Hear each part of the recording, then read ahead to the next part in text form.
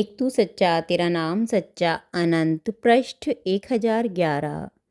सतपुरुष बाबा फुलसंदे वाले कहते हैं, हे परमेश्वर, मेरा अस्तित्व तुम्हारे विराट की अदृश्य महाअग्नि में छलांग लगा देता है, कूद पड़ता है। संसार मुझे कितनी ही आवाज़ें देता है, लेकिन शून्य हुए मेरे प्राण स्वयं मुझे ही कोई उत्तर नहीं दे पाते आखिर तक। सतपुरुष कहते हैं, हे परमेश्वर, पाप आत्मा वालों को पीड़ित करने वाले परमेश्वर को नमन है। अपनी शरण में आए पाप आत्माओं का उपचार व उद्धार करने वाले परमेश्वर को नमन है। मृत्यु जगत को बनाकर अमृत होकर उसमें निवास करने वाले परमेश्वर को नमन है।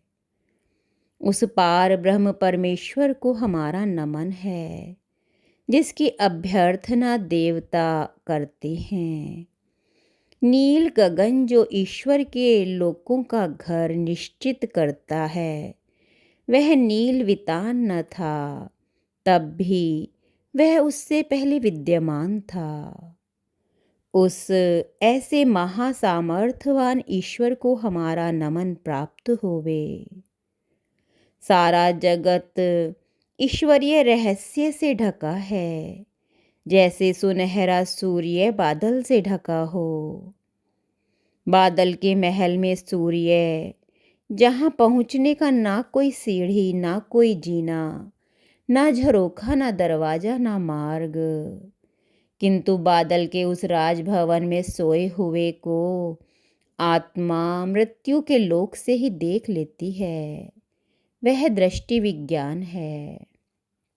वह दृष्टि प्रेम और आराधना का आकर्षण है। तुम यह सोचो कि बसंत का लहलहाता उत्सव, लोग मानो कोई महायज्ञ कर रहे हों।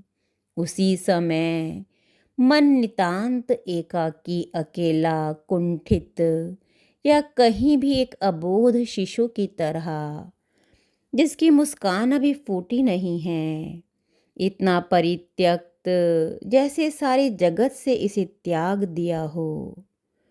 साधारण लोगों को तेज और बुद्धिमान होने दो, एक मैं ही मूढ़ और भ्रांत हूँ। साधारण लोगों को हृदय से लबरेज और दूरदर्शी होने दो, एक मैं ही मंद बुद्धि और हीन दृष्टि वाला हूँ।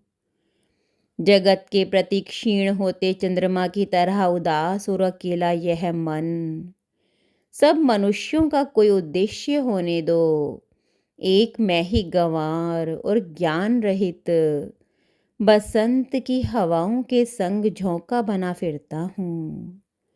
लोकालोक के जन्म मृत्यु से रहस्य की धुंध में मेरा प्राण उड़ा फिरता है। सनातन काल से ही प्राचीन ऋषियों ने ईश्वर के मार्ग को संसार के मार्ग से श्रेष्ठ माना है। कोई मूर्ख ही इस नाशवान संसार सागर के किनारे सदा सदा निवास करने की आशा करता है, ज्ञानी पुरुष नहीं। एक मैं ही संसार में दूसरों से भिन्न हूँ, क्योंकि मैं ही उस परमेश्वर पर निर्भर होने को मूल्यवान समझता हूँ। यह मार्ग अत्यंत सूक्ष्म और अस्पष्ट है। एक तू सच्चा तेरा नाम सच्चा।